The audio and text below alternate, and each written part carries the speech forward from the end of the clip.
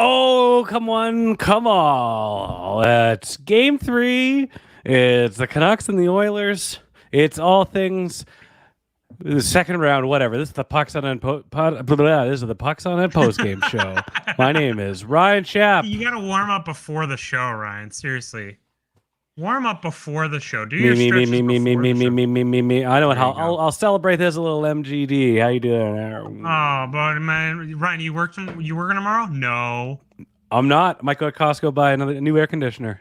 Oh, okay. Well, let me know. Anyway, welcome to the postgame show, guys. Wow. Hello, everybody. Wow. What a awful game, kind of by the Canucks in some parts. Great game. I don't know who to. Do you thank Stuart Skinner? What do you do? Do you go and can I make a really ill-timed Mark Spector joke? Yeah, obviously. Okay.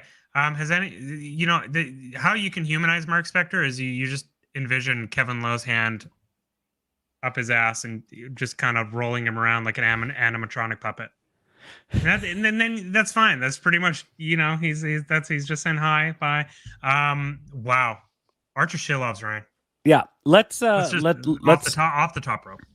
We'll do goaltending first. I want to say welcome everybody. Come on in, get comfy. We're doing the post game show. This happens after every single Canucks playoff game. Make sure you're following us on Twitter and all our social BS. Those links are in the chat. We are going to be taking calls later on in the show. But if you do want to get your word in early, you can call the Pucks on Net sauce line, which is available. You can leave us a voicemail, 604-283-9469. So if you're thinking right now, I got a lot to say about this game, and I don't want to wait 30 minutes for these two yahoos to quit flapping their gums, send us a voicemail. Chances are you're going to get that on pretty damn quick. But we will take calls later. But yeah, call the sauce line, 604-283-9469. And if you want to support the show monetarily, go to patreon.com/pucksonnet. We also love seeing the comments blowing up. Let's just look at these real quick. SoCal Canuck 85. Can we confirm if Arash is still in the alley? Arash, I was out walking Stevie during the second intermission. My reports say no. Can you confirm that? I was not in the alley today, but I did. I was in the alley at some point today. I was in the alley before the game started. If that helps? Yeah. Follow-up question. He made his tea and is not in the alley. I have a quarter cup of coffee. And what I'm gonna make? Do I gotta stick to every bit I make? Do I gotta start making lasagna soup again? It's spring. I can't. What am I gonna do with a big bat of lasagna soup? Anyway, Ryan, we gotta talk about hockey. Let's go.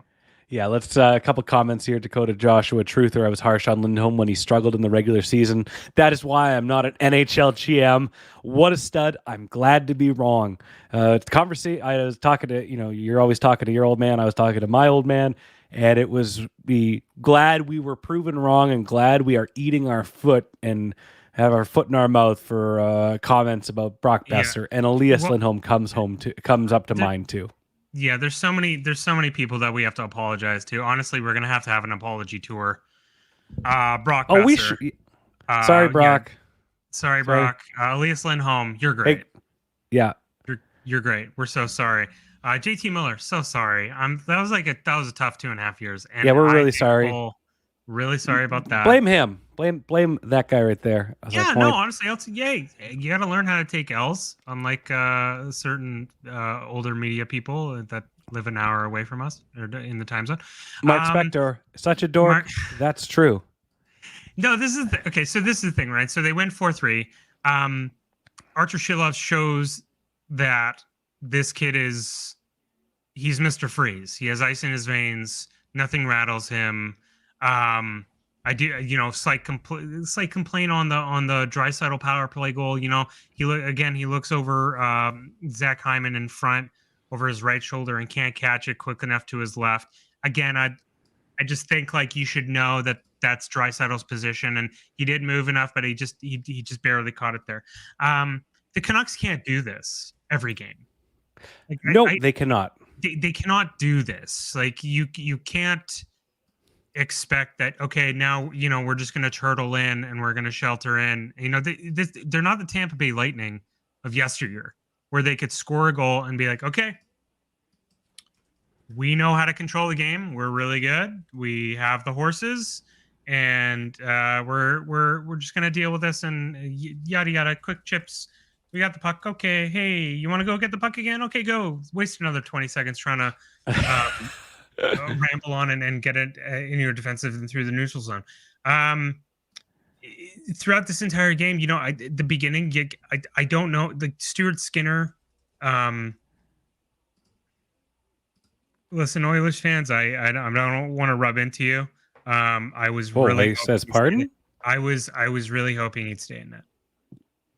But Calvin Pickard came out and listen. It's the same. The Oilers again are of the Oilers of yesteryear. They just need 900 goaltending, man. Just give 900 goaltending, but they're not getting it from Stuart Skinner. Hell, are we going to see Jack Campbell? We joked about it. We might as well. We might. It's entirely possible we might see Jack Campbell again in the NHL and specifically in the playoffs. But yeah, for the Canucks, I think they came out. Brock Besser, bat out of hell. He capitalized on every opportunity he had in the first period, and then the Canucks kind of they really just kind of went turtle. And with this McDavid, Draisaitl, Bouchard, Hyman, Ekholm. The Boosh Bomb. The Boosh Bomb. Which again, it's like, please stop saying that. Please stop saying the Boosh Bomb. Like, all right. Yeah, it's I how I basically want to talk about this little slice is that if they keep doing what they're doing, they might get away with it with the Edmonton Oilers. Like maybe because really Edmonton has two players and they're the two best players in the world, but everyone else, like, they're nothing right home. But they try and do this against Dallas and Colorado. Like, Well, think about it, Arash, and we're only game 3. The Canucks have a 2-1 lead in the series, but you saw a completely different game plan against Nashville. You've seen a stranger evolution of that game plan against Edmonton.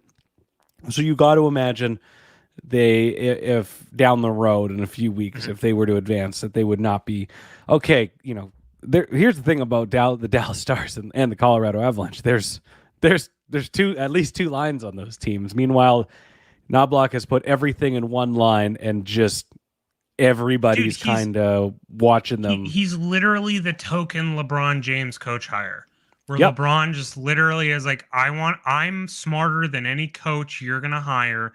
I just want someone to just give the signature off of the player personnel decisions that I make. Yeah. And literally they went and got, whoa, Leon, this is Connor's coach and from Junior, but really it's not a token hire. Okay. He looks like Gabe from The Office, and he just, he's not adjusting to anything. And his entire thing is like, okay, what I'm going to do is I'm McDavid and Draisaitl. Okay, Chris, what do you got next? 90 seconds from now, more McDavid and Draisaitl. You just wait. You just wait 90 seconds while they catch their breath. Oh, do I got something for you? Now it's gonna be Draisaitl McDavid. Look at that. They're not gonna see Connor McDavid on the wing. No. This was the first game, and again, we always say this because also I wasn't wearing my engagement ring during the game, and now I can put it on because it's over. My love is my Amanda and the Vancouver Canucks. This was it's superstition. Explain that to me. I didn't wear it while I played softball. The game started playing. I'm like, well, I can't do that. Like, I haven't had a shower yet from softball. Yeah, that's good. We played at 5 o'clock. Oh, okay, all right. I was just like, okay, all right. I was like, that's pretty neat. You really love hockey. I mean, I like hockey, but I don't love it that much. I'm unshowering for you, the people. If you are appreciating my unshowered approach to preserving the Vancouver Canucks 4-3 lead and winning game 3, why don't you give a like to this GD video and hit subscribe if you haven't yet. Arash, what I was saying before I went to tell everybody and announce that I'm unshowered, and I love what I'm seeing in the chat. We will get to that in just a moment. But this was the first game, and I say this because the Canucks won. And if the Oilers came back in the third, the storyline is the Canucks took their foot off the gas, and it's they just ran out of gas and they got destroyed, and they couldn't contain the two-headed monster. That's great. We'll talk about defense later. This is the third period. This is the first time where I'm like, oh, they're just waiting for McDavid and Draisaitl to catch their breath, and they kind of say it. They played 30 minutes. They both played 29 minutes. Leon Draisaitl probably has back spasms. Like, oh my God. Like, I get. Listen, I'm sorry to cut you off, and I get that they can play this much, but the fact that they have to play this much, that's the wild shows thing. You why this team, for as long as they have, and they very well might come out and destroy the Canucks. Then listen, tonight was not a calm, cool, collected, in control win. Edmonton they absolutely can decimate the Canucks, and I've talked to Edmonton Oilers fans through. Well, I did that today too. You know, well, okay, you did it for specific different reasons, Paul. You went off the deep end. You literally went baiting. You went fishing for it. It's that, you know, it's 3-1 and they're saying, okay, screw this team, I'm going to go to bed. I'm like, guys, like, I'm terrified that they can come and score five goals in a period. Like, just relax. Yeah. But just for the time that Connor McDavid and Leon Draisaitl have been on this team, Ryan, the organizational philosophy, like, they have Leon at 8. They have Connor at 12.5. They have Nurse at 9. Yeah. You couldn't go and just find you don't even need like top tier horses. Go get a Pua Suter. Go get Max. Can I swear? Yeah. Go get Max Fudge and Domi. Something for these guys. Something. Anything. Adam Henrique, Andreas Athanasiou, Mike Green. My God. And so now they're playing them 29, 30 minutes. And literally, like, it's just baffling to me, Ryan, that literally a tactic of a team that has two generational talents is we just have to kill time until they catch their breath. It's nuts to me. And it is so prevalent right now. And this is the two-headed monster. We saw it in game 2. No discreditation to these cats, but like when Derek Ryan and Corey Perry and Evander Kane and Nuge are just kind of like, okay, just go out there and figure it out until they're ready to go back out. And it was every other shift, and it's like, God, it's nuts. And here's my follow-up. That's nuts. But I really liked how the Canucks defended. I don't agree with that strategy, but fuck, in the third period, if they didn't have some of the best active sticks I've seen, if they weren't in every lane, if they didn't defend McDraisaitl efficiently and just hard nosed, it was stressful. But I'm like, they're killing it. They're killing this off. They're going to be fine. 20 seconds left. I'm like, they're not those horses that played every other shift and probably played 20 minutes in the third period were so out of gas when they like the Canucks chipped it out those final 3 times. They're not getting deep. They can't. They have no energy left. Right. Like 7'2" Gonzaga power forward that I love ever so much and has been my Dota lane partner since the birth of the game. Derek, listen, let's go. Derek Ryan, 7 minutes ice time. Ryan, Evan Bouchard. Ryan, Evan Bouchard, 31 minutes. 31 minutes. His D partner, Matthias Ekholm, 24 minutes. I get that. Darnell Nurse, 18 minutes. You're paying him $9 million. It's just wild. Like Ryan, I'm gonna go through the Oilers box scores and their time on ice. Okay. This comes. Hang on. This is our favorite segment of the episode of the post game show. It's called Arash reads the box score. Okay. I'm gonna hang on. Let me try something. Yeah. Okay. You go. Try something. Try something now, Ryan. My horse is ready to gallop. Here's your background music. You're fine. exact time in 26 minutes. Connor Brown, a man who they have to pay $3 million to in a bonus next year because he's Connor McDavid's Yuri Otter line mate. 8 minutes. Leon Draisaitl, 29 minutes. 29. Warren Fogle, 8 minutes and 45 seconds. Dylan Holloway, 11 minutes and 11 and a half minutes. Ryan McLeod, 11 minutes. Corey Perry, 9 minutes and 45 seconds. Evander Kane, 14 minutes. Ryan Nugent-Hopkins, 22 minutes. Connor McDavid, 29 minutes and 42 seconds. Like, guys. Wow. This, I know, listen. We're gonna talk about the Canucks, and this was not a good win, but I just want to talk about this Oilers squad. How do you get here with these two generational players? And how the hell did you not win that? Like, how did you not win this game? By the way, yeah. I love Arturs Silovs, love him. They Oilers had like 4 posts, all this stuff, but it's insane how we've gotten to this position. From just a Canadian market standpoint, that you went and you got, I'm just going off, sorry.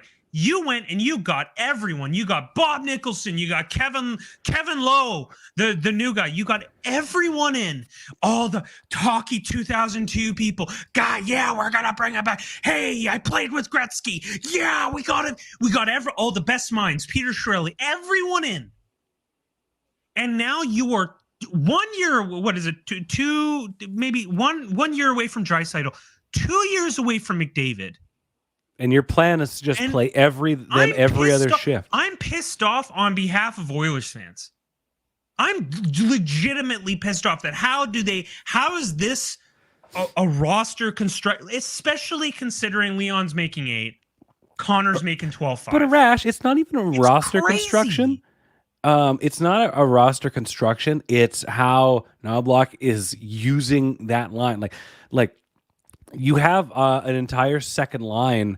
Like you have an Evander Kane who's the worst. You have wasn't that amazing when he had that smirk on his face when Zadorov hit him into the thing, being like, "Haha, I got you," and he's like, "Oh, I'm going to."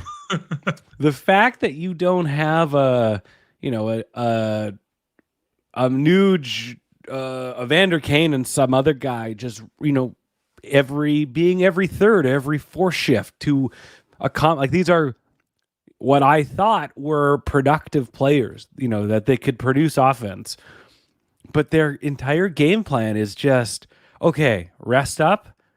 Okay, you guys ready? Go. Rest up.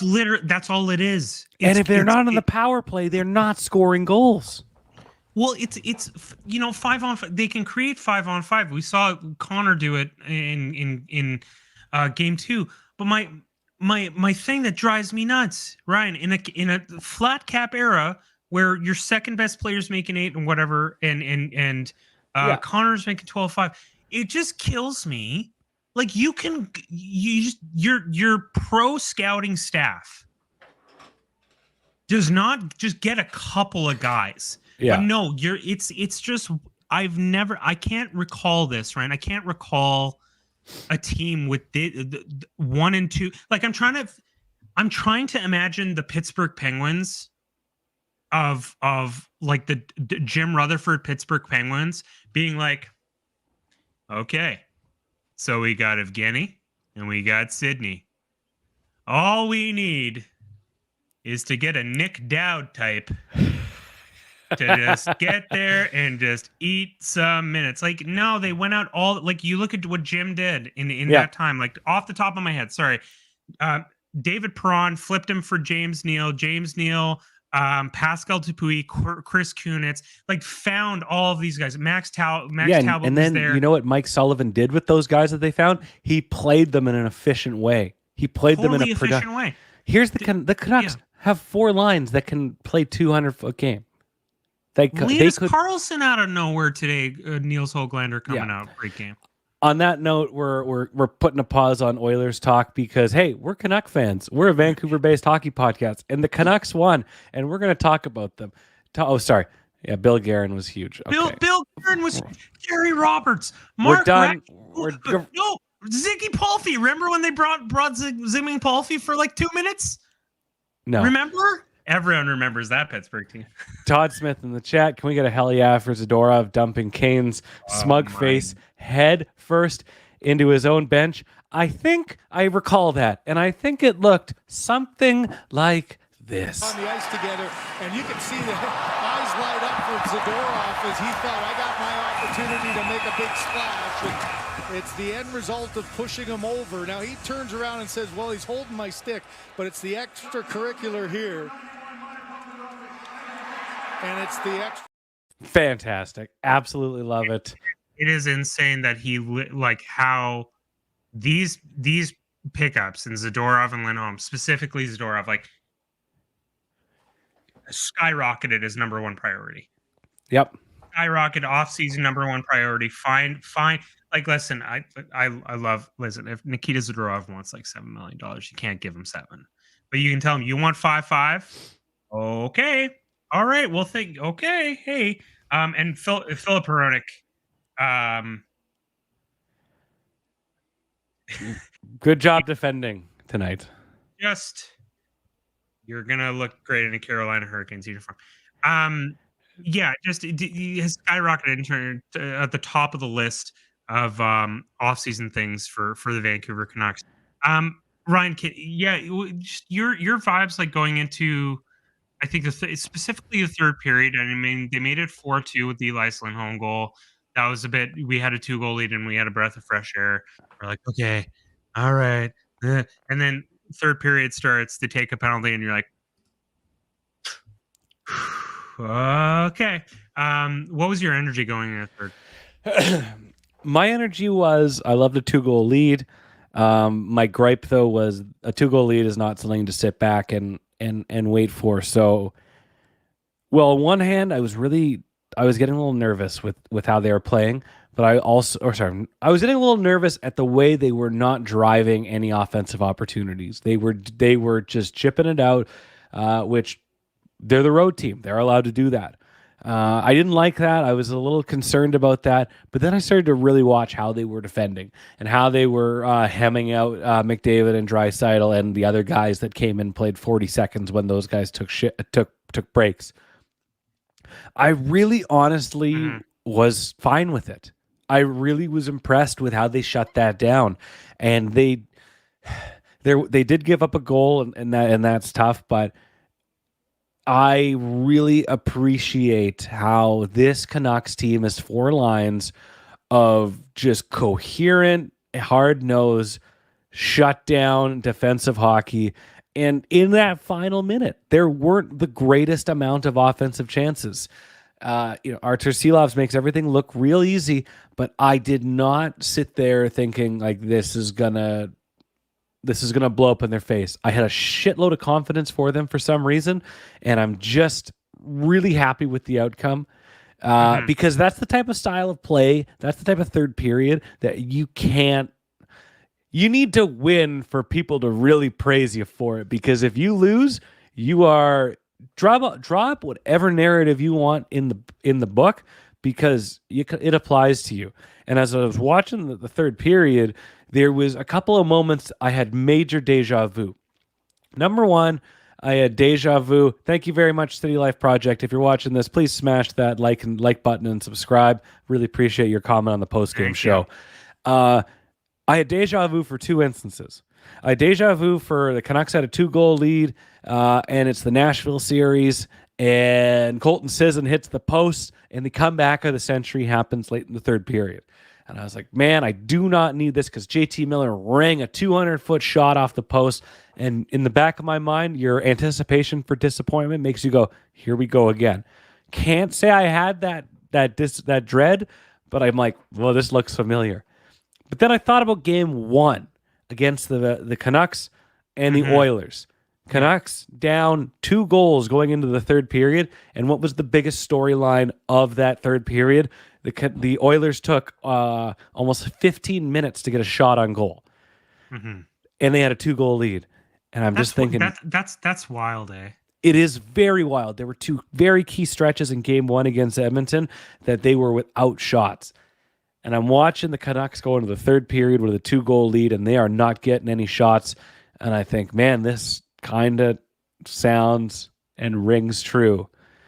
But again, it's that defensive effort. They boxed him out. There was that final power play. Canucks go 2 for 4 on the penalty kill. Oilers get 2 for 4 on the power play, where they were so tight in that diamond, where they knew exactly what McDavid and Draisaitl were going to do and what they only do. Again, absolutely loved it. I don't think it's sustainable. I don't want to see that third period again on Tuesday night. Yeah, it's insane. Like it's crazy the parallels of like Edmonton, specifically in game 1 has a 2-goal lead, and they try to do the turtle thing. It's like know what you're about. Know what you're about. You literally you only have one speed, and that is McDavid. That is literally, you just have to keep going and go there. Ryan, I sent you something, and if you want to take a second just to load it up, because I think we need to talk about this. This needs to be the thing we talk about right now on Twitter. Give me yeah, take your time. I'll chat. Oliver Brown, Linus Karlsson on the ice in the last 4 minutes. Love me some Hogs, but this kid, if new kid feels legit. Shout out to Oliver, one of my oldest high school friends who let me play Eternal Darkness on the GameCube at his parents' house. How about Todd? They are not. Yeah. They are not impressed with a certain Ian Cole. I, for one, am shocked. Listen, with Ian Cole specifically, you have. I don't think he's going to go and he's. You have no Jolson there. Ian Cole's had a rough series, and I think you know once a defenseman like that has the jujus, like there's just an energy. Sometimes they can play their way out of it, but the problem with this series is that it's so. Like not when you're just unlucky and you're having all of these bounces go against you. At some point, just like try and rejig the energy there and try and shift and everything. Yurki 21. Everyone loves Yurki. Everyone loves Yurki until he outsmarts you and hits you over the head with a steel chair of knowledge. Biz Nasty speculated that Susie would get a game or two. Do you think the NHL might actually force the Canucks to relocate to Tempe for the grievous sins pushing back against McDavid? Yurki, absolutely not. I don't think we'll have it. Ryan, no, I'm sorry. I don't think we'll have a fucking team by Tuesday. Gary's going to come and be like, no, you're done. You're done. You're going. We're relocating you. We're giving it to Jim Balsillie. He's going to Hamilton. Quinn Hughes, you're going to be the new captain of whatever Hamilton's next team I really is like. Be called. I want to comment on Susie at the final stretch there, but I want to shout out City Life Project. Ian Cole is one unlucky bastard. Ian Cole needs to be flown to Vegas for a 24-hour Dennis Rodman reset. I would Rodzilla. Rod, it's time to go. Rod, it's time to go. And finally, did Dennis show up to practice? No, damn, Dennis didn't show up. Every night I literally joke with Katie. I'm like, do I just rewatch The Last Dance again in my neurodivergent ass? Do I just watch it's so good. It's so good. Andrew Bergen in the chat. What role did the reffing have in this big win? Some calls and non-calls could have shifted the dynamic either way. We'll see for Mark Spector's next article on how refereeing has altered the fate of Edmonton Oilers playoff hopes in the city of Edmonton. And if it's the city of champions, you have to give champions respect. You also need to give them championships. Yeah, well, Jesus Christ. Andrew, I didn't have too big of complaints with the officiating. I thought as soon as Zadorov and Perry got coincidental, like they got the coincidental minors. It was Perry. Okay. Yeah, it was Perry. It wasn't Kane. As soon as that happened, because listen, Zadorov hits him, and there's some stuff going on the bench, so they give him a bench minor. Be like, hey, and they're both guilty of it. They're both guilty of it, and I was like, okay, great. Midnight in Minnesota, got to sleep until the next one, boys. Get Minnesota. Oh yeah. Yeah. Oh, we all love Minnesota now. Shout out to Minnesota, Brock Besser. Look at them. Hey, by way of Nanaimo, Surrey by the Sea. I fucking love Minnesota, man. I would move to Minnesota. God damn it, I love the state of Minnesota. Some of the best bands of all time come from the state of Minnesota. Yeah, that's great. All right, let's go to the crudely filmed TV set in all our Crudely. hearts. Mike Halford. Let me tell you, I love him, but he gets you the clips when you need them. We need to go to this ASAP. Everyone, stop what you're doing. This is big. We need to talk about it right now. Ryan, You guys generated 4 or 5 goal posts tonight. You generated chances. How much of that is bearing down, and how much of that is just good goaltending or luck? Well, post is not good goaltending, but yeah, we can certainly do a better job of bearing down, and like I said. this little Wiener. Arturs Ich bin ein Silovs, a bin 23-year-old Wiener. Latvian kid who can only afford $100 dress shirts on sale, and he's like loving it and rocking it. Post is not. You know what else? You know what else? Post is not good for, or is good for. Post is not good goal scoring. Don't hit the post. You fucking double standard. Wow, just crazy not to just give a little bit like that. This is just pissy shit. I don't mean to quote Mark Spector, but this might be a time to ask Leon why he's being so pissy. Like, legitimately, I'd be like, that is the most pissy thing I've honest to God this week. That's crazy. Just be like, yeah, he had a good game, but we still scored 3. We'll get back to him again. Well, post is not good. We just Johns. Do you know what it is? Just Johns. How about the 48 saves he made that didn't hit the post? And Todd in the chat, they're mentioning the invisible save by Silovs. If they had one more camera, it could have gone either way. But his double clutch glove, incredible. I love Silovs tonight on a couple of reasons, Arash, as we shift the kind of focus to Arturs. On that play, which, if I recall, I think it looked something like this. I don't think this is going to be a quick review. The puck rolling there. Okay, you lose sight, but do you ever see it all happen? And the fact it was no goal on the ice goes against Edmonton here. And what I absolutely love about that goal line save, and that's what it was a save, because it wasn't a goal, is it definitely wasn't a goal. I don't Artie, man. Artie. He had the wherewithal where, like, you'd think that he is just going to palm it and make it as wide as his hand, as wide as possible. But when I saw it live, he's got his glove like this, and the second he gets the ice, he's like, whoosh. So there's no way of knowing. He makes it as tight as possible. And I'm like, This 23-year-old punk kid with no shirt, this guy is going on the bus with a blazer and no shirt because JT Miller took it. Genius play. He knew in the moment what he had to do on the goal line. I can't commend him enough for that.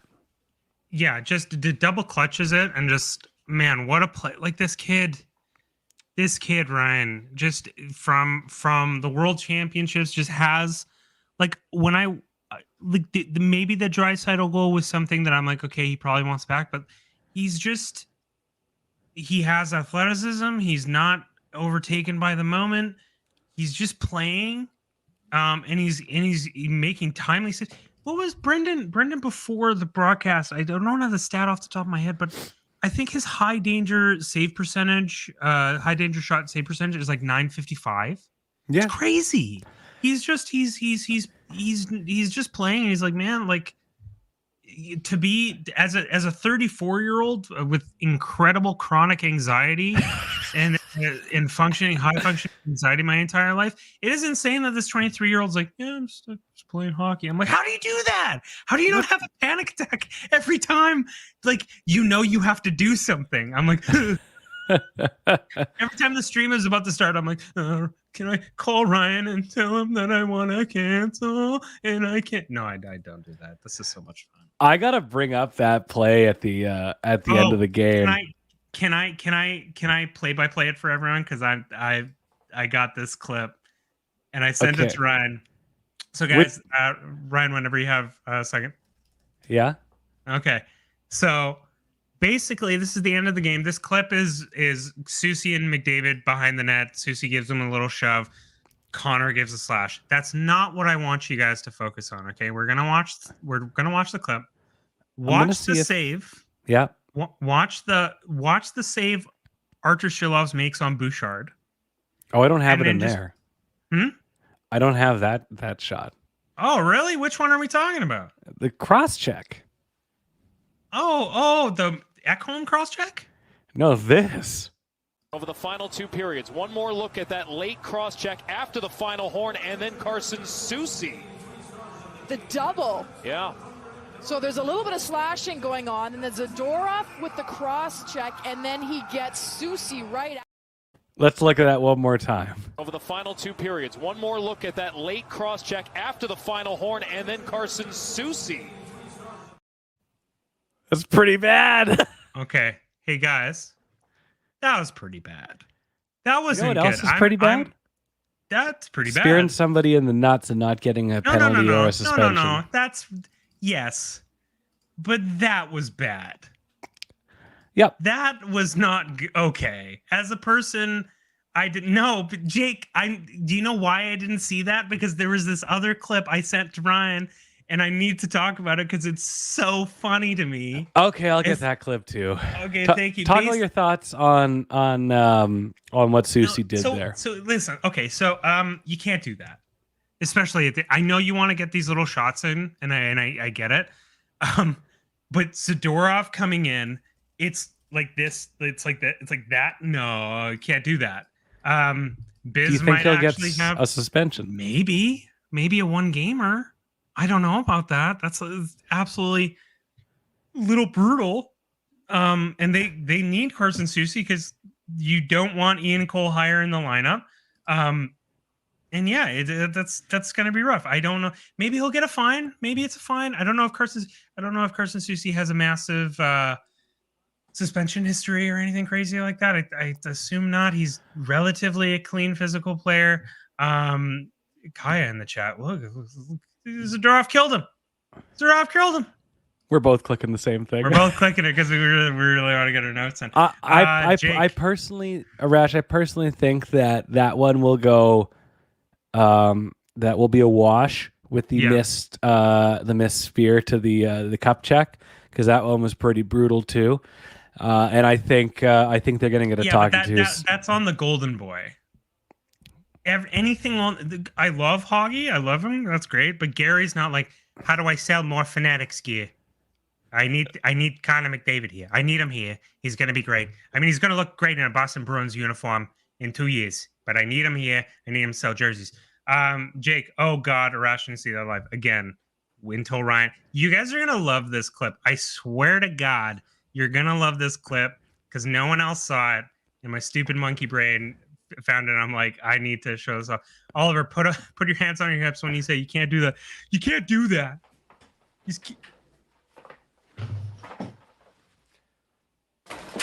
Shit. You can't do that. Oh God, we got to get a new set. Ryan broke a frame. Thanks a lot. Thanks a lot, Ollie. Jesus Christ. Jake, it was unlucky that Zadorov was worse because it would put McDavid in a bad position. Soucy wouldn't have been as bad. Yeah, I don't. He's looking to cross check him in the. He's looking to cross check. I mean, you don't need to cross check. You can give him a shove, but yeah, that's a cross check.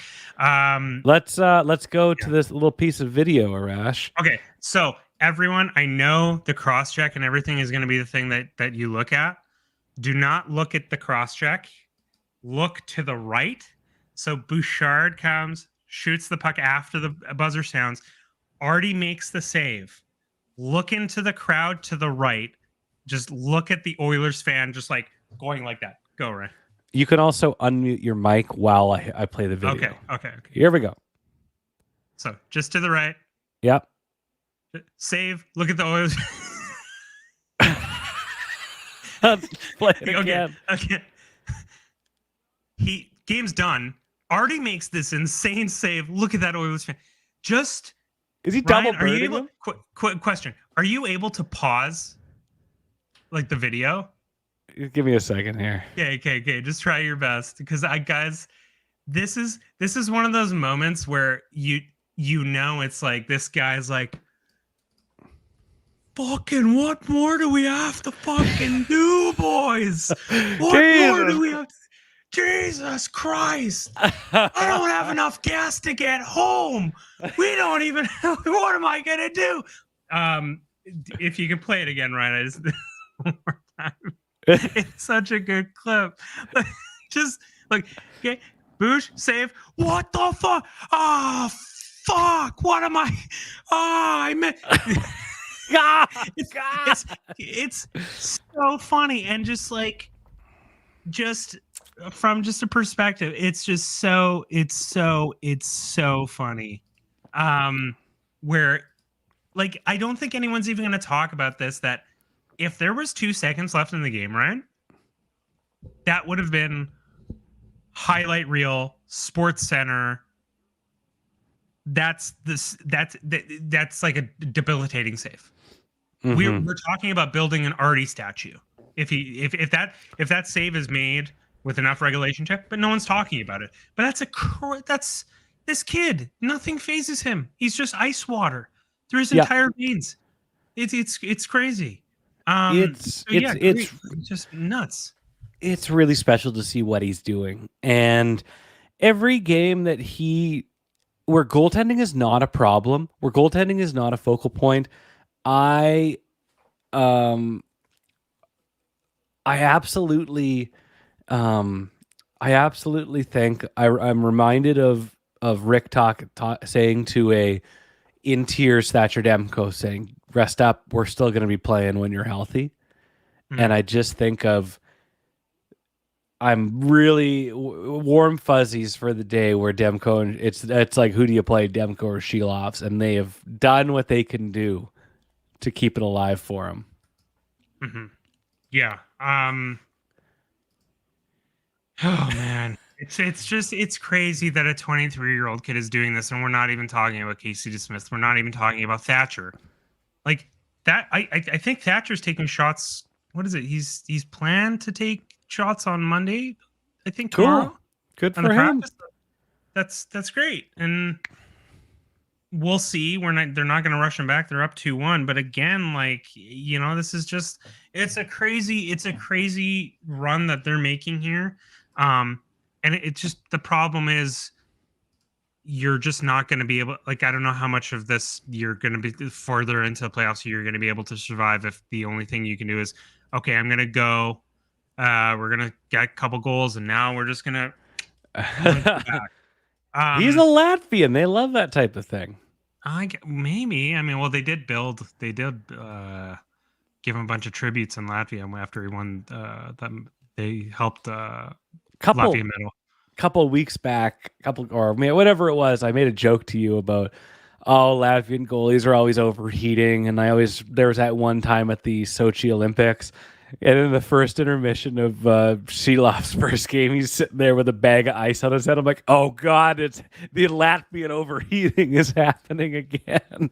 Yeah, it's absolutely hilarious. Like, just mindful question that we're just going to pop in here, Ryan. Like this, he's the backup next year, right?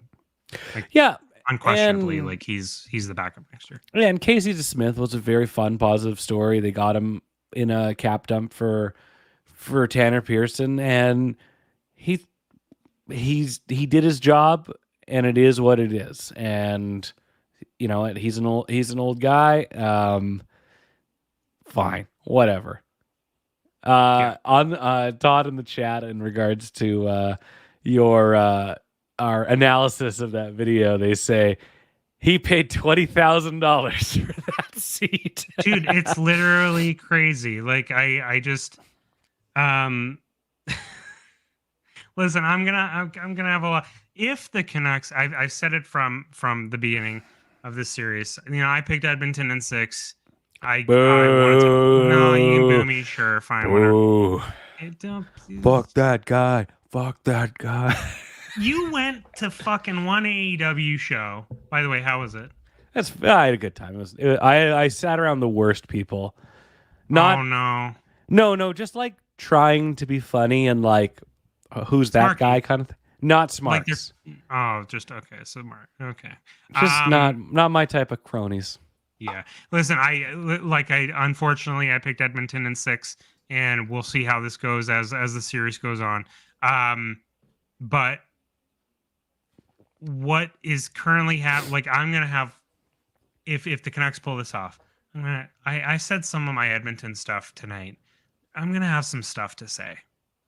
And I'm just gonna say if I'm being so conservative, guys, it's crazy.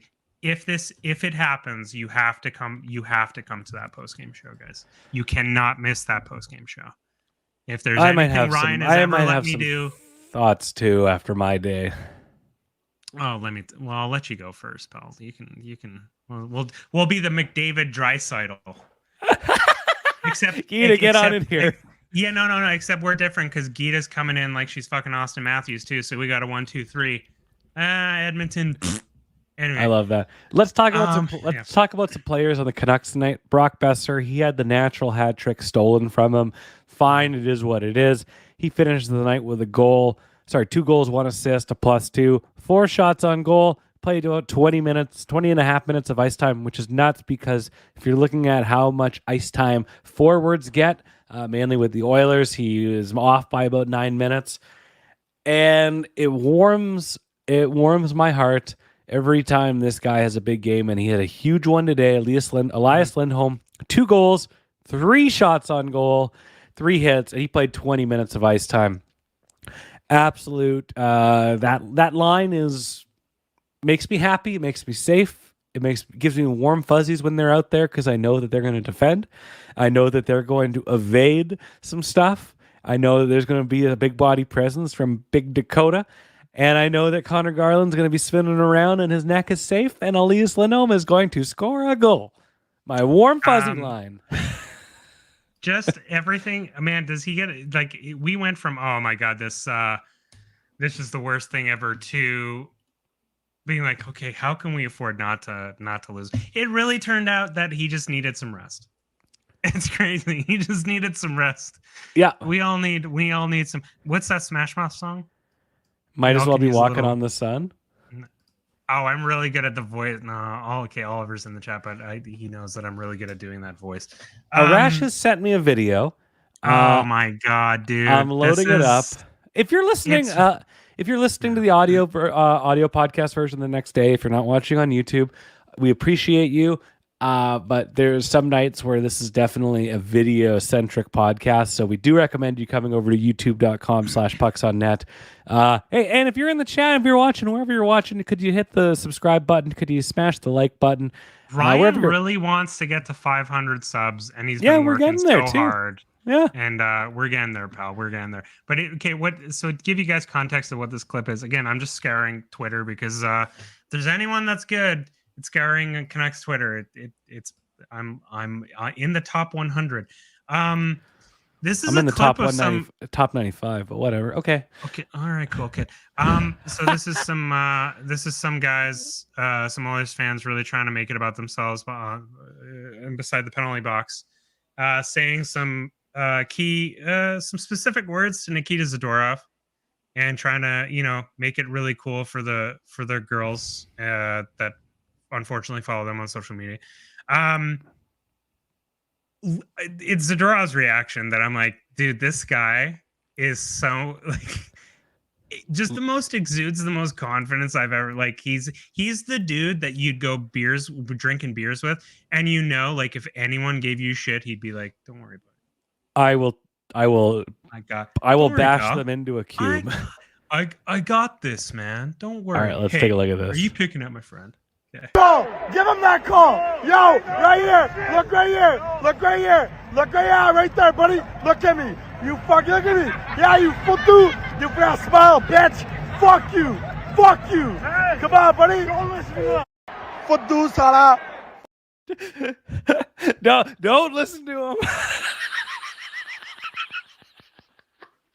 How small is your dick that you fucking put that on Instagram and think that yeah, this makes me fucking alpha? Dude, let alone you actually recording this video, that Nikita Zadorov, if he could kill you and your friends.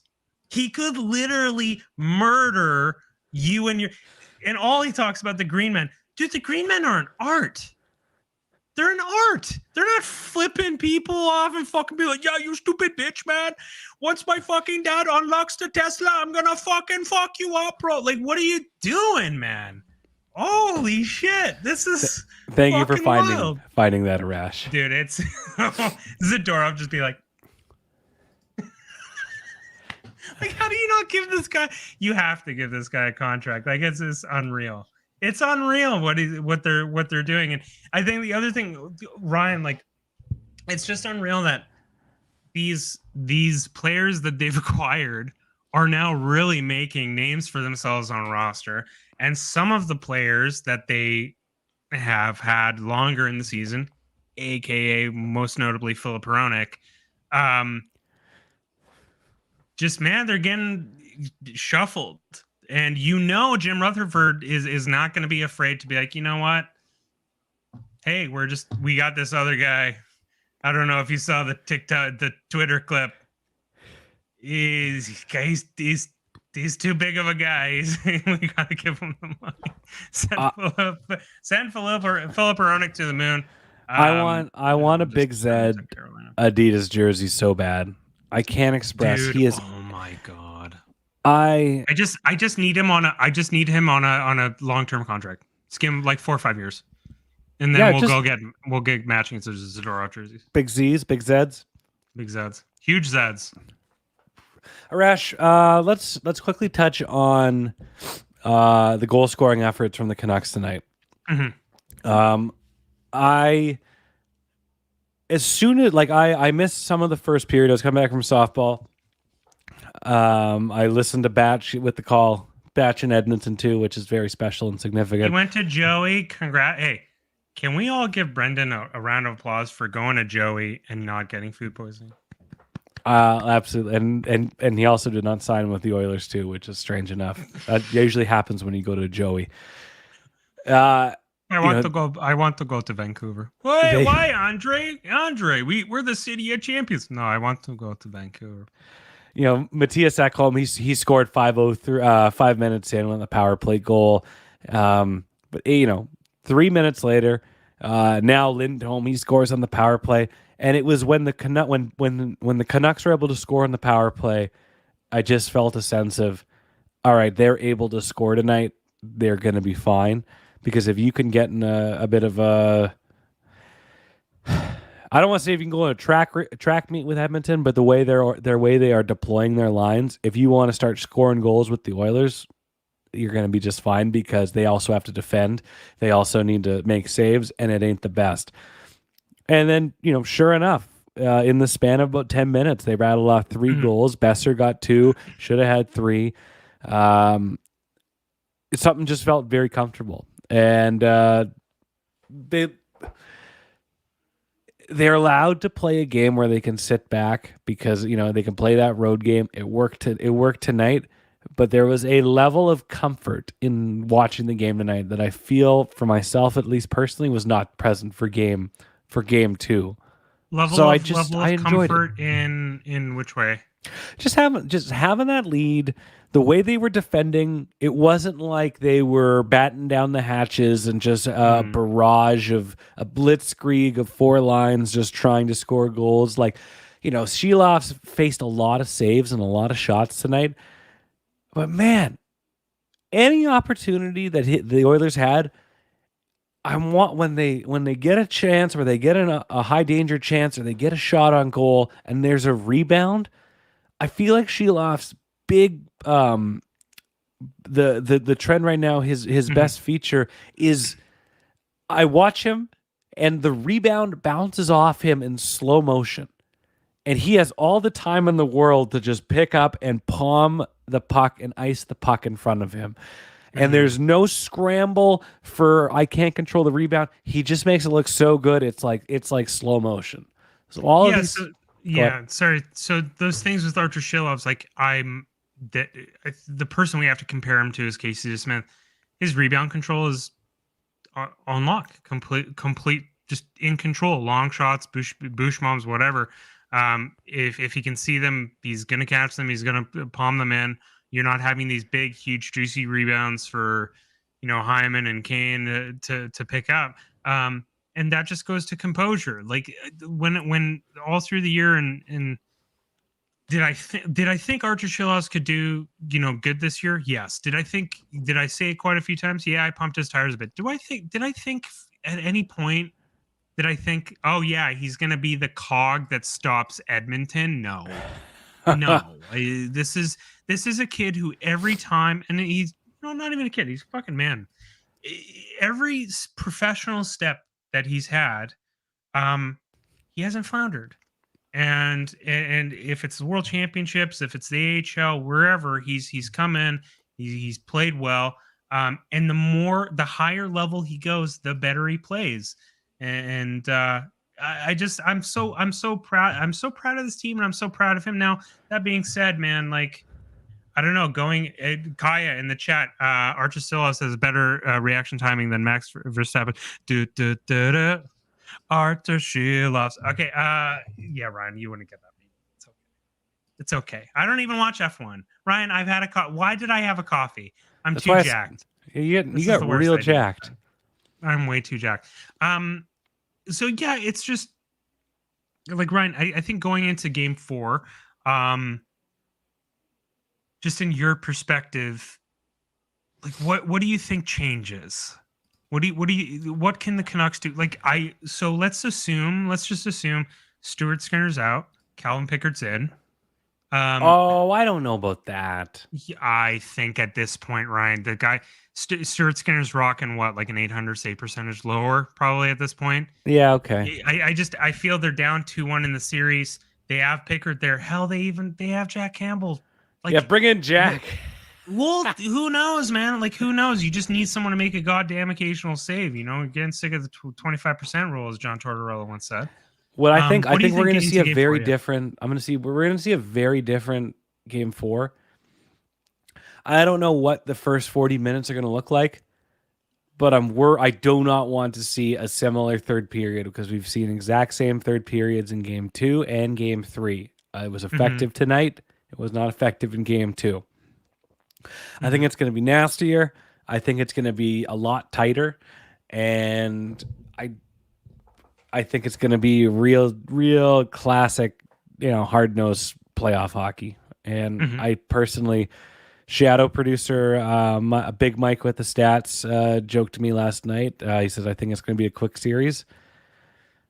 And I don't disagree with him. Yeah. I think that there are deficiencies in that Oilers team, and they're too reliant on, yes, 2 of the absolute best players in the world. And those 2 best players are showing frustrations. Some of it is warranted and some of it is absolutely not. And you're not seeing those same frustrations from the Vancouver side. And I think that is going to just snowball down the hill for game 4.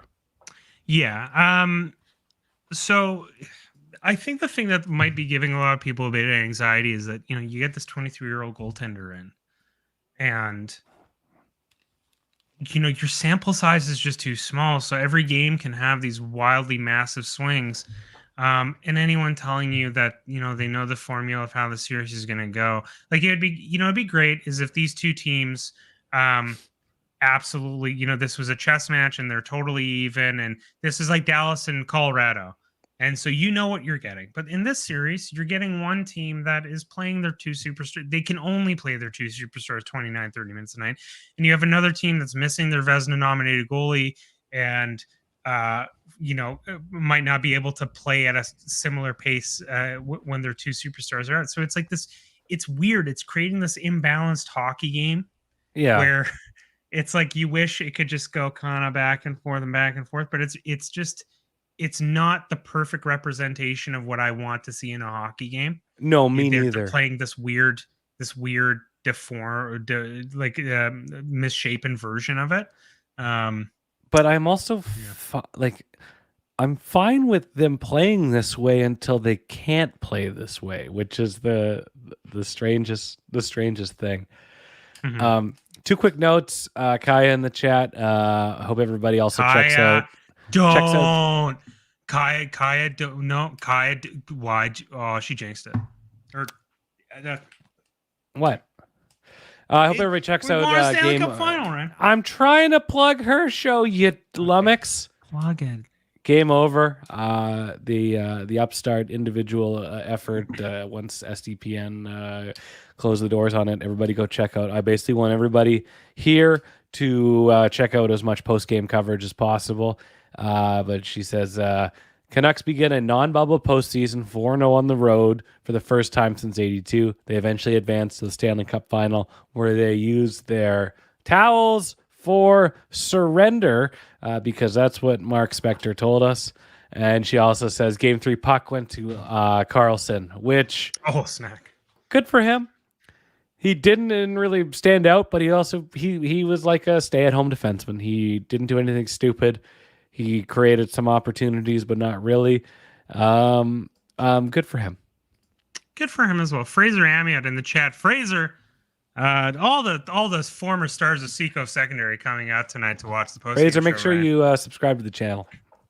Just what a beauty. One of the more beautiful people in our great Lower Mainland. The goalie pull felt unnecessary, but I love it. Edmonton has got some tough choices to make, but I think we'll continue to play better as the series goes on. Listen, if they keep playing Connor and Leon 20 minutes or 30 minutes a night, it's like, okay, well, this is the only way this game's going to go. I just, that's how I feel, Ryan. I'm just realistically in that this is just not a traditional hockey game. This is not a traditional series. And we're watching and we're trying to, I wish this could be a chess match, but this is like you, if you're at a wave pool and you're too young to be at the wave pool or not enough good enough swimmer to be at the wave pool. And you're just trying to hold on to survive because you're trying to impress one of the girls that's maybe a grade up on you. And you're like, I'm just trying to, oh, Connor and Leon almost got me there. Who is that in the scenario? Who? The wave is Connor McDavid and Leon Draisaitl, and the person just trying to survive are the Vancouver Canucks. Disagree. Absolutely agree. Ryan, when's the last time you were at a wave pool? I'm 36 years old. I'm legally not allowed to go to a wave pool unless I'm accompanying a child I'm related to. You're marrying someone from North Vancouver. You should be very, very, very adhered to wave pools. Thank you very much. It's what we grew up on. It's literally where we all learned how to live. Let's go. Seco Secondary. Windsor stand up. Oh no. Oh no, Ryan. We got some beef in the chat. Again, Oliver Brown Fraser. Like, just gotta love all the people in the chat. It's great. They have the Oilers. The two-headed monster absolutely can score on a whim. Mm-hmm. But I just like how the Canucks are containing them, and they're not afraid of them. They're just going to shut them down. They're going to shut them down, box them out, and I don't have I don't feel like they are the wave pool and the whoever the Canucks. The Canucks are not the kid on the floaty with barely their yellow swimming badge. Yeah, I feel they're doing this in a methodical way and it's working, and that should be celebrated. I mean, we're at Game 3, and Connor and Leon last game went off for 8 points combined. So my point, well, they also won Game 2. So my point being that this isn't just to change the analogy. I don't think it's the Canucks are the kid in the wave pool. I think the NHL. Oh no, you've gone wave pool. You own it. Okay, well I'm going in wave pool. You pick fruit. You live with fruit. Then I'm. What was this? Dakota Joshua Truther in the chat. Game 1, Connor McDavid, no shots. Game 3, Connor McDavid, no points. Also, Dakota Joshua Truther, Ryan, never been to a wave pool. Kinda neat. Oh, give me the fireworks. I can't believe it's not giving me the fire. And Todd, surely one of them is injured in Game 4 if they're rolling them for 32 minutes. Could you imagine? We don't try I know, like, what? We're out of Toradol in Edmonton. Can I just get your thoughts on the Edmonton perspective just for a minute? Like, I think just as two people who watch a lot of hockey, Ryan, we talk about it a lot. We're there's a ticking time clock on this. And it's just crazy that they're in a position that they have to do this. They have to play them that much. The Oilers. Yes, it is. It is an absolutely absurd position they put themselves in. You hit the nail on the head earlier with the hiring of Chris Knobloch. And here's what we're going to do. Here's my plan. It's nuts to me that, it's, I mean, I think of their top line is like they have a lotto line approach, as if the lotto line was on Russian steroids and just absolute juggernaut. But it's like you have your three best players on one line and you do nothing else with the other. Like unless they're out there, I'm not worried. And I don't think the Canucks are worried. And I don't think that the other guys, the non-McDavid and Draisaitl guys have any confidence in themselves. They've created this dynamic of just go out there and we need to rest.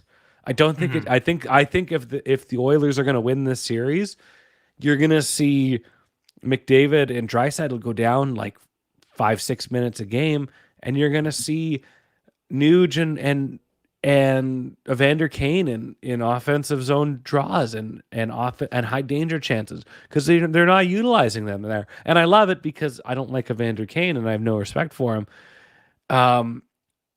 But that's not what I would be doing if I was. The Canucks are not they're not. They've got four lines. They don't have four dangerous Colorado Avalanche lines, but they have four lines that can play 200-foot hockey and generate. I would have more depth. I don't know what Knobloch is doing. Just give me 1 sec for here. I'm just gonna show you guys something very quick. Allow is my share. Perfect. Hey, Ryan. Yeah. Can you not see the thing on my?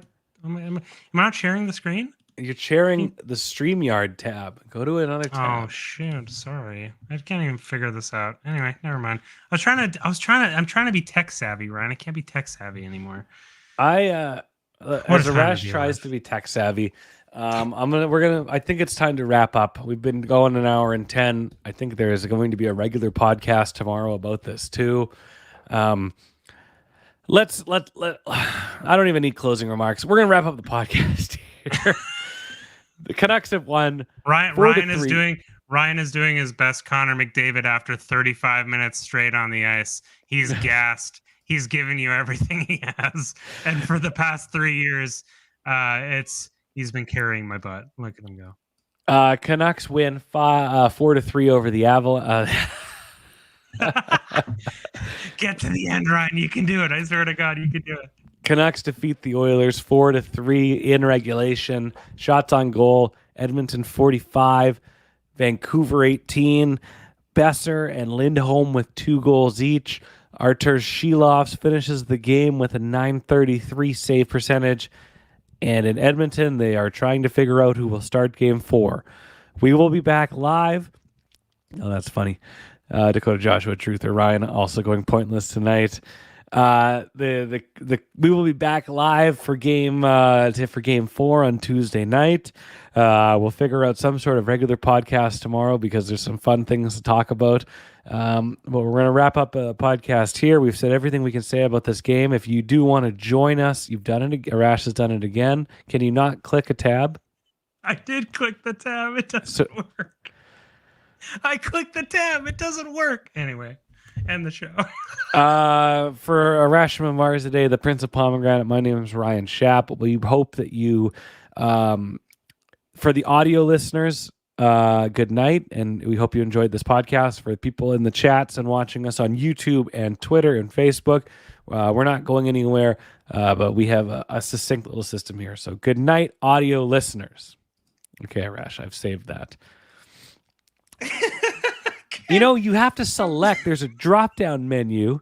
Dad, there's a drop-down menu. Just click the goddamn drop-down. I'm trying, Shani, but it's asking for my credit card. Let me show you how it's done, punk. Share screen. Yeah. Share screen. Okay. A little thing pops up, and it shows all your Select screens. window or screen, and I do entire screen. Okay, why don't you do this? Why don't you make a new window? It's defeated the purpose. It's fine. It's not even good. I'm just doing my entire meme. Let's get the number out there and see if anyone wants to come and chat with us tonight. Yeah, I think we'd like people to are hear jacked up, from man. a listener or two. Numbers in the chat. And we'd like to hear your thoughts on the game, your thoughts on the series so far. Your browser has blocked your screen. Okay, whatever. But yeah, I'd like to chat to somebody. And if you've been here before, you know you don't have to turn your camera on.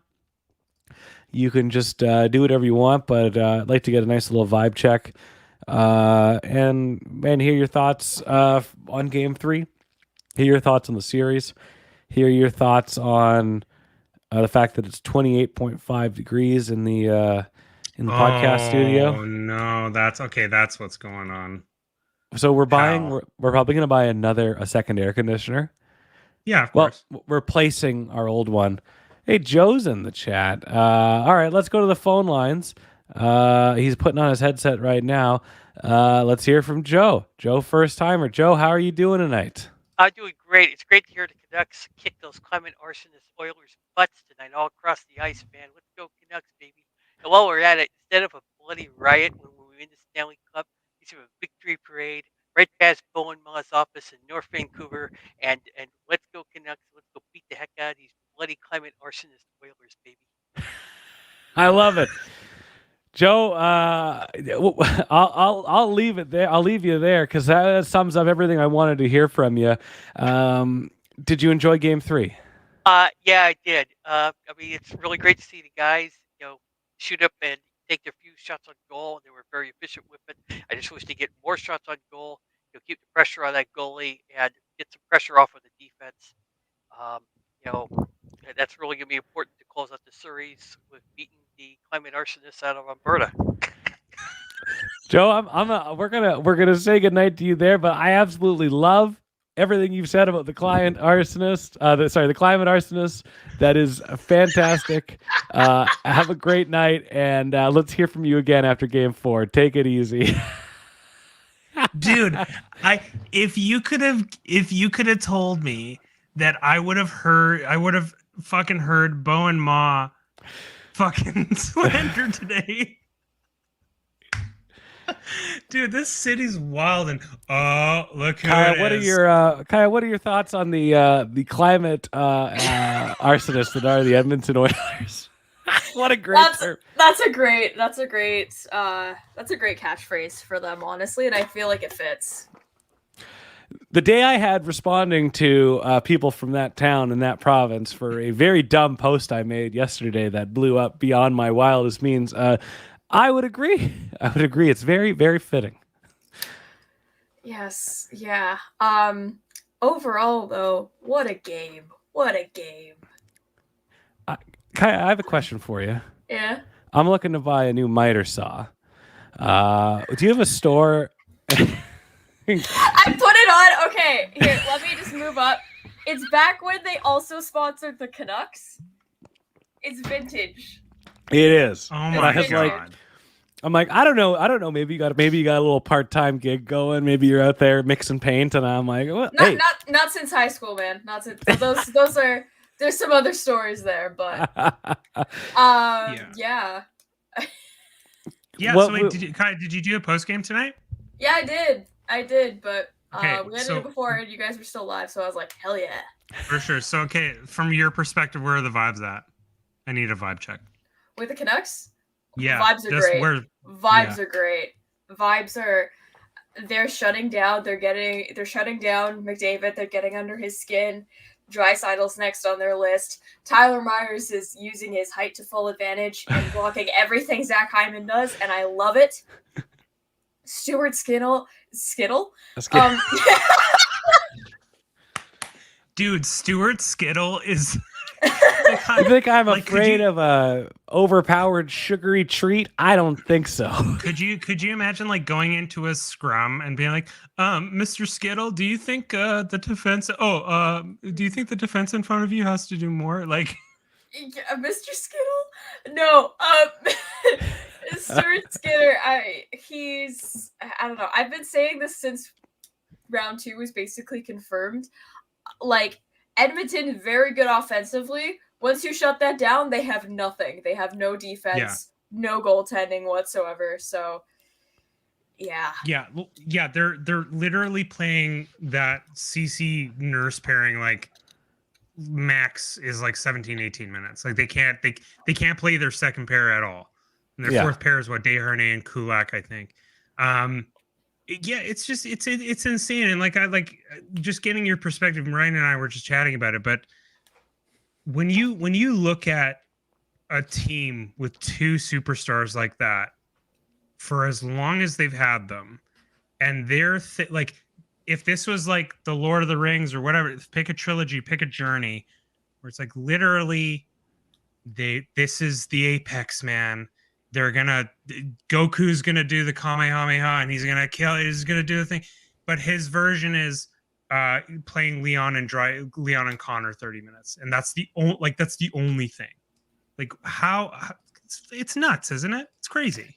It makes no sense, and like I said this. It's like the hare and the tortoise. You're gonna run out of energy eventually.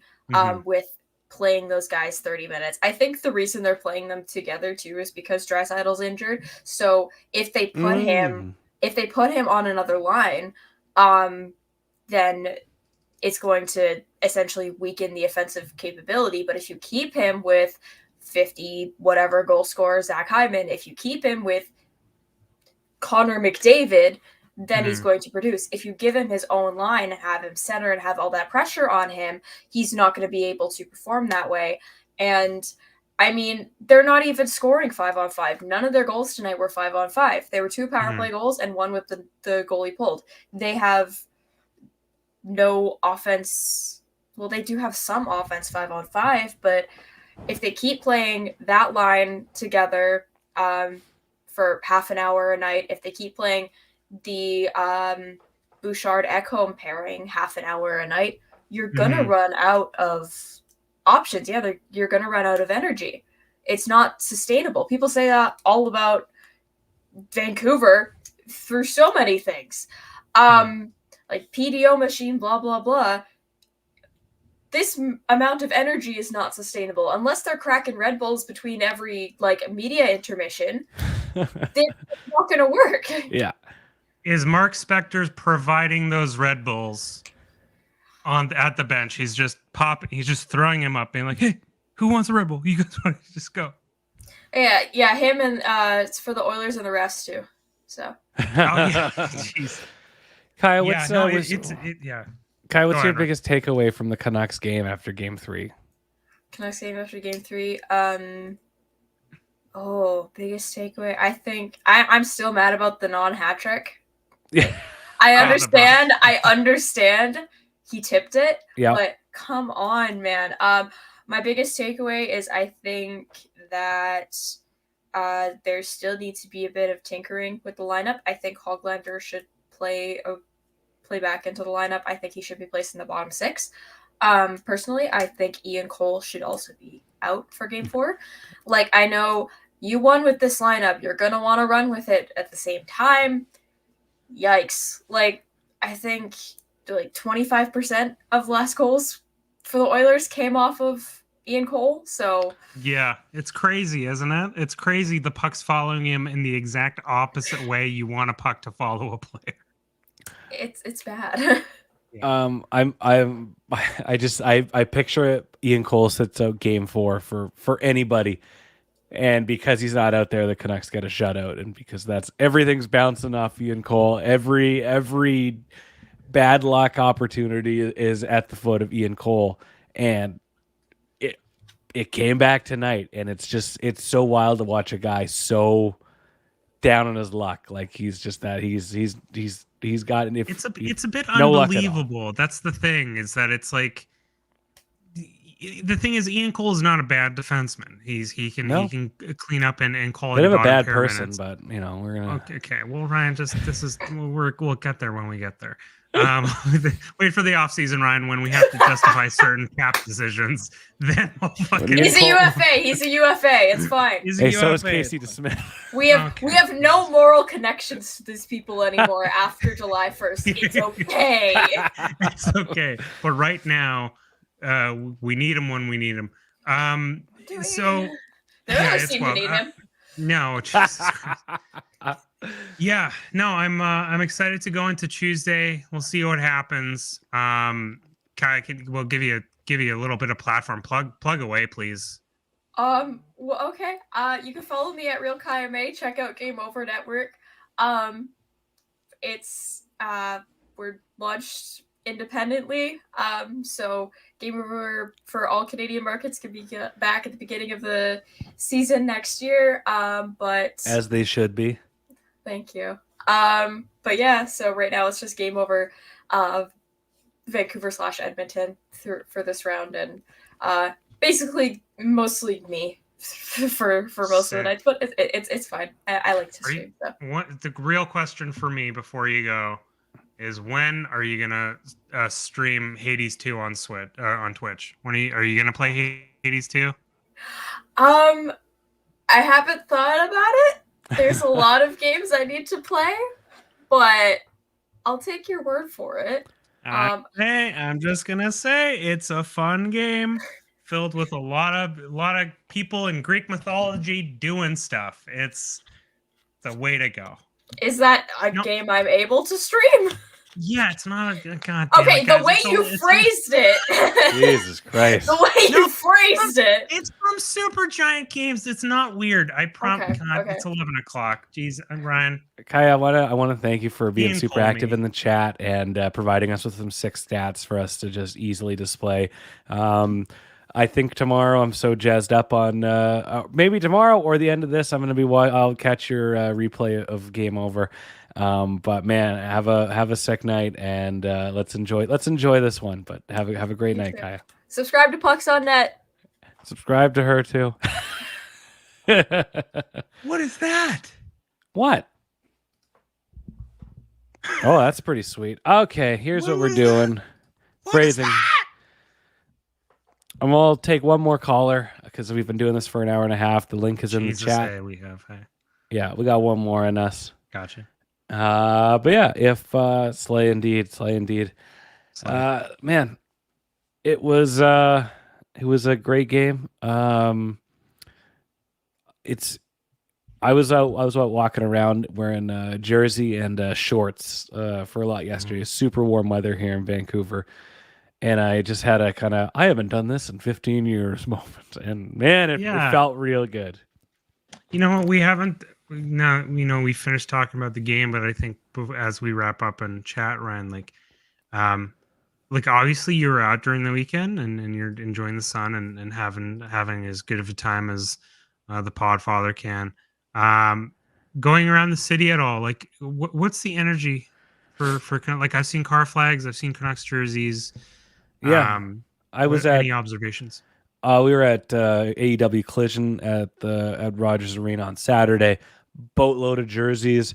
I was wearing my Pedersen one that I won through hockey jerseys on Twitter a couple months back, and just people there's nods, there's hey, let's get a W tonight, and it is feel good, and we all played softball at 3:30, and the game, or at 5, the game wraps up for 6:30, and like both teams are like, we all have to go watch this game. Yeah. And it's very cool. It's very special. And, you can dwell on things of what was happening in the city for a long time under, I don't know, previous GM, but like, how, and it's true, but I'm just like, it is so fun. I don't need to think of, oh, I've missed this or I've missed that, or it's been this long. Like, man, we're in it, and they're winning games. And I think the coolest thing that I've forgotten, and this used to always be the case for us, was as Canuck fans and in this market, was you go on a playoff run for a series or 2 or 3, or you go to the Cup, and like there's just hockey every other night or every third night, and plans get formulated around that, or plans get put on hold because everybody's watching hockey. And one thing I loved on Friday night, even though the Canucks lost in overtime, when I went out for a stressed walk with Stevie, through the neighborhood here in Hastings Sunrise, every house had the game on. Yeah. And then I had like a kind of retrospective mindset where I'm like, oh, Kevin BX is on everybody's TVs again, and everybody's watching the Canucks, but it's, it's different. So little shit like that's really making me just really enjoy this. And there were expectations for how far they would go or what they were supposed to do. They were supposed to win the Stanley Cup in January, and that's not happening. And you look at the teams in the other round in the West, and you look at the teams in the East, and it's not the Canucks Cup to lose. But I'm enjoying everything that we're going through, and I think it's really special. Yeah, I agree with everything you're saying. Yeah, it's funny. It's just funny working at the shop, and like,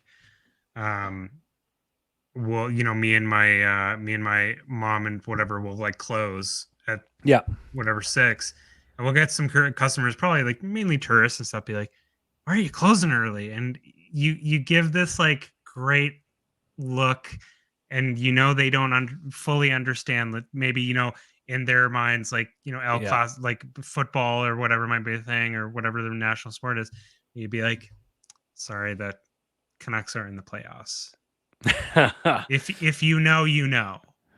Yeah, and it's bigger than a business, and it's bigger than any of that. It's like, let's go to the call here. Let's go to the Arturs Silovs, cult leader. Yo, how's it going? Day. I'm just trying to spread the word of our Lord and Savior, the Latvian legend himself, and it's absolutely wonderful. I'm in my bathroom right now because hell yeah, it's the only spot right now that has good lighting. You look great, and you look good for your Lord and Savior. You look like $9 million that could have been given to you as opposed to Darnell Nurse. Look at you go. I wish. Yeah. How are you enjoying your Lord and Savior's? How did you enjoy his performance in Game 3? I felt like I ascended to a 5th stage of enlightenment. I felt like the Buddha himself was enlightening me. I felt like a 4th eye was opened. Only a 4th? Yeah, not even a the 3rd. We transcended past the 3rd.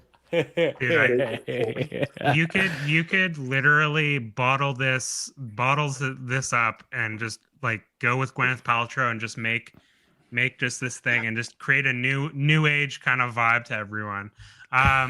That's awesome, man. Like just give me your thoughts like on the game, just your vibes, your energy. I was pretty scared shitless in the 3rd period. I definitely like that JT Miller hitting the post and then Bouchard scoring. I swear to God, I thought we were gonna get like a reverse Game 4 that fucking Connor Brown was gonna come onto the ice and save the Oilers season.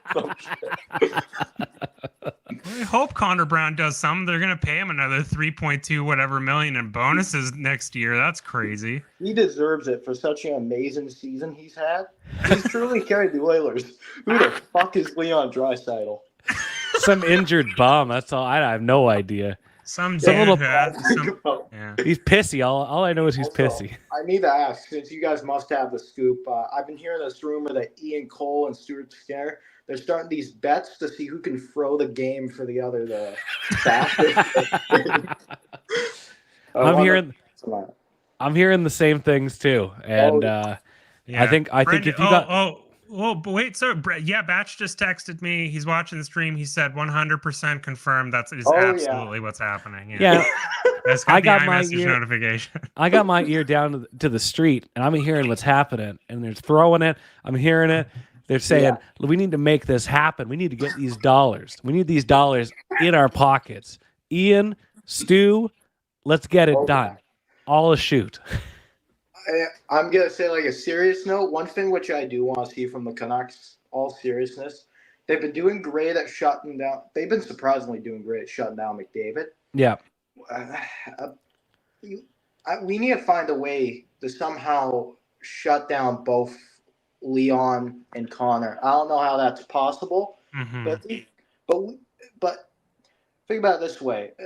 Draisaitl's sort of, I wouldn't want to say carrying the Oilers right now, but he's certainly been picking up from where Connor would usually go. And I'm just so worried that us containing McDavid can only go so far, and then eventually McDavid unlocks his inner 90-free Gretzky and goes full game fucking 7 on us.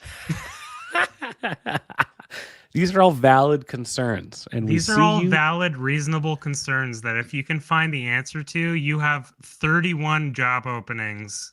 Yeah, that will immediately be gifted to you if you can figure them out. So far, the only strategy is don't take penalties, and that's not working too well. So the next strategy is to cross-check Connor McDavid in the face. Or contact, or just all of a sudden, I'm actually hearing this from Elliot Friedman himself that Aaron Rome is coming back for Game 4.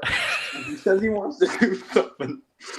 He says he wants to. Torres are going to be on the line against the Hyman Draisaitl McDavid line. Gotta leave a legacy.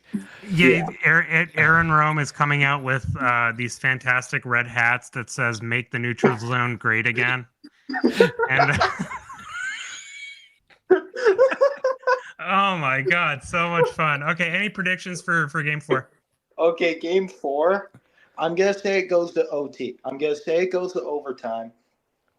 Tied, let's say 4-4 or 3-3. It's going to be high scoring again. It's going to go OT. And I don't know who's going to win that one. I'm going to say it's going to be some weird. You know what? For shits and giggles, Linus Karlsson is going to get the OT winner. Linus Karlsson. Will he bounce it off Ian Cole into the net? Shit, it works both ways. Could you imagine for some ungodly reason, Ian Cole pinched in, and instead of retreating back into the defensive zone, was like, I'm going to go stand net front. He's going to stand net front, and Hughes is going to be like, okay.